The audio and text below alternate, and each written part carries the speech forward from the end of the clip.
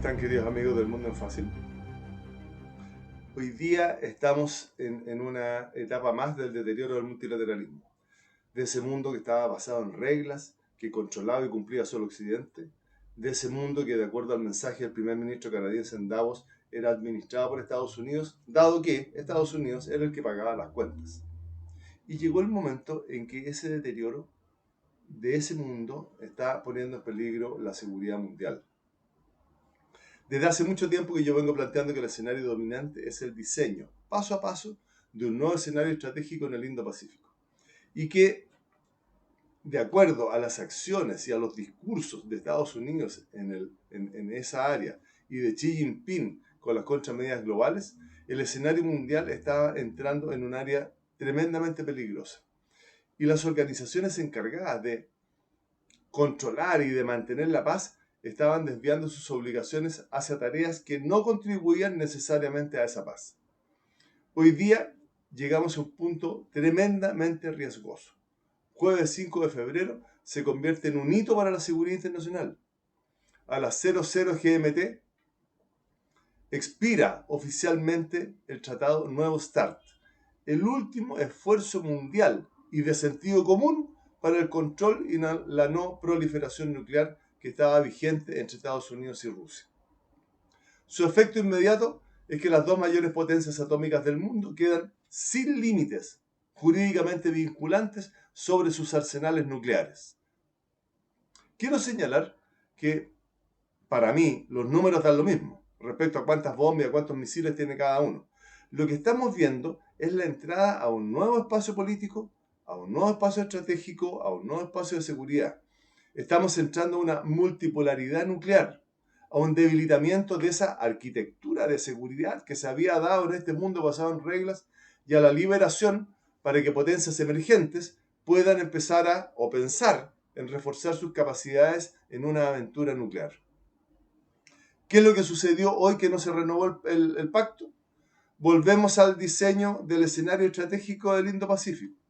Estados Unidos no acepta la renovación del pacto, que limitaba la capacidad de las armas nucleares, que estaban emplazadas en distintas plataformas, de hasta 1500, mientras que China no se quiere integrar a un tratado. Y Rusia opta por mantener un esquema bilateral. Eso es lo que tenemos. Es decir, las tres potencias son las que no buscan firmar o no quieren firmar ese acuerdo por distintas razones.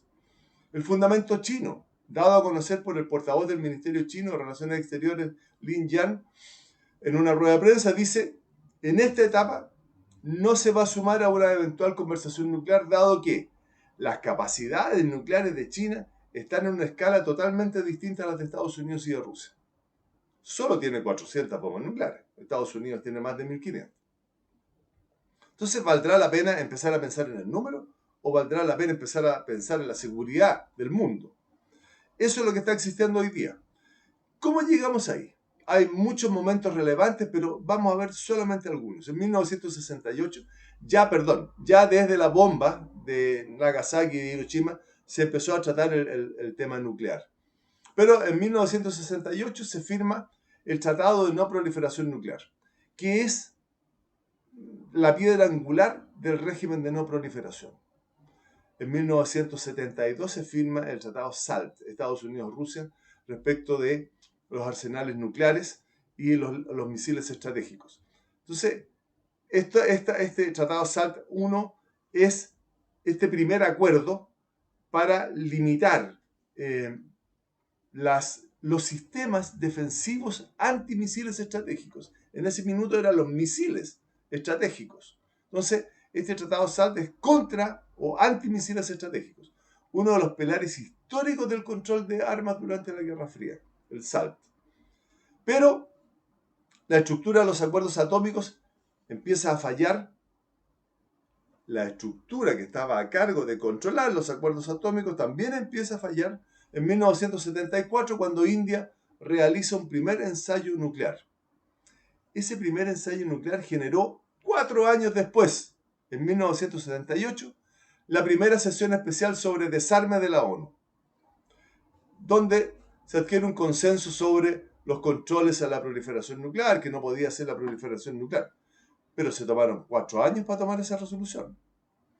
En 1989 se cae el muro, en 1991 cae la Unión Soviética, se produce el fin de la Guerra Fría y se apuesta en ese minuto, donde Estados Unidos tenía la ventaja estratégica, de la reducción gradual de los arsenales nucleares, llegándose al Tratado START, que buscaba la reducción significativa de las armas estratégicas. En 1996 se firma el Tratado de Prohibición Completa de Ensayos Nucleares. Aunque no lo crean, ese tratado todavía no entra en vigor.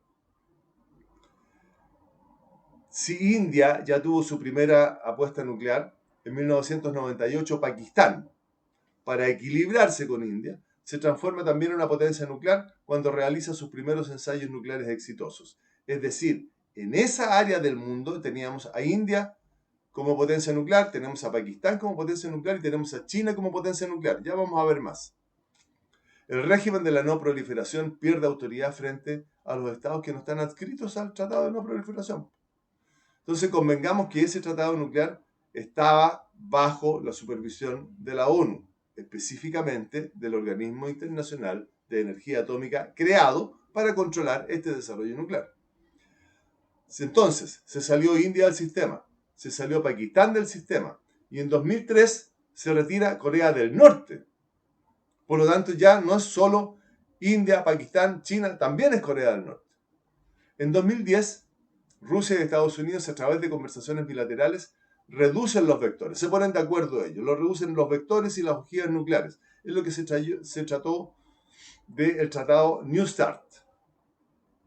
El 2015 se firma un tratado con Irán.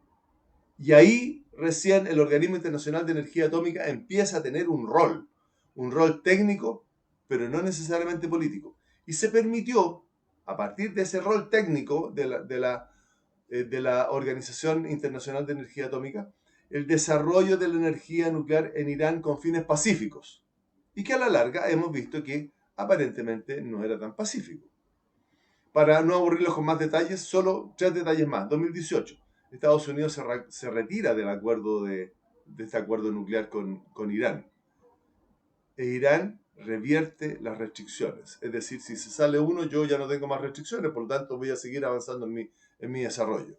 En 2019, Estados Unidos se retira del régimen de limitaciones de misiles estratégicos o misiles intermedios. Y en 2021 entra en vigor la prórroga del New START. Esa prórroga la firma el presidente Obama y dura hasta 2026, hasta hoy día. Hoy día no se renueva, no se firma. Y no se renueva porque Estados Unidos pide el ingreso de China al tratado. Acuérdense del escenario Indo-Pacífico. Estados Unidos pide el ingreso de China. Rusia dice no, mantengámoslo solo bilateral y dejemos a China afuera.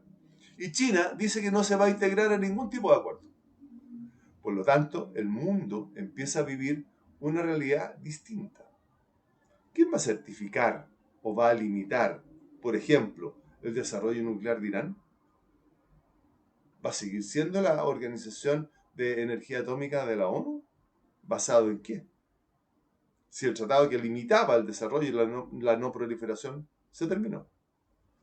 Una vez más, observamos que el multilateralismo está al debe, que las reglas que se imponen no se cumplen. Por tanto, se abre la puerta a una nueva carrera armamentística, con mayor capacidad, con ausencia de inspecciones y con mayor peligro.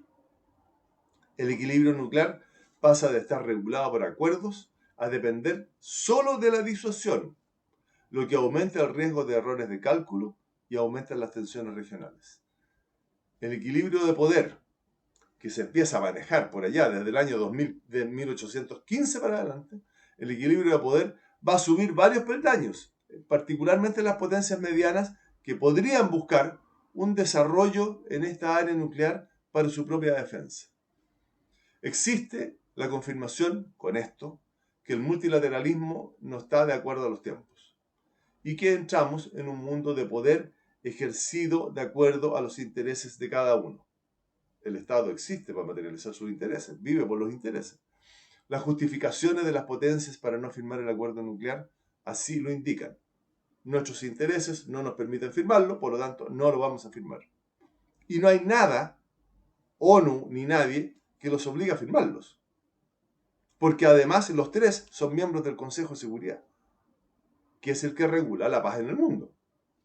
Entonces, en este escenario del Indo-Pacífico ya no se jugarán intenciones geopolíticas como hacer de una roca una isla o una pista de aterrizaje y tratar de generar, ¿no es cierto?, soberanía en su alrededor. Estamos alcanzando niveles de riesgo que son mucho mayores y que van a requerir de un mayor control, sobre todo en las crisis que se generan en ese espacio para poder disminuir la posibilidad del error. Somos testigos, amigos, de la construcción o del inicio de la construcción de un nuevo orden mundial. Esa es la consecuencia del no firmar este tratado. Un orden mundial que se empieza a mover con mucha fuerza cuando sacan a Maduro de Venezuela, cuando empezamos a mirar que el mundo se maneja a partir del poder, cuando se traslada el portaaviones y un grupo de ataque hacia las costas de Irán, cuando Irán hace frente a Estados Unidos a partir de drones que amenazan a los portaaviones, cuando no se firma el tratado de no proliferación nuclear. Vamos en ese plano, vamos en ese momento. Estamos entrando en un mundo difícil de imaginar y difícil de pensar. Amigos, como siempre, esta es solo una opinión para una buena conversación. Que estén muy bien, gusto estar aquí con ustedes y nos vemos la próxima.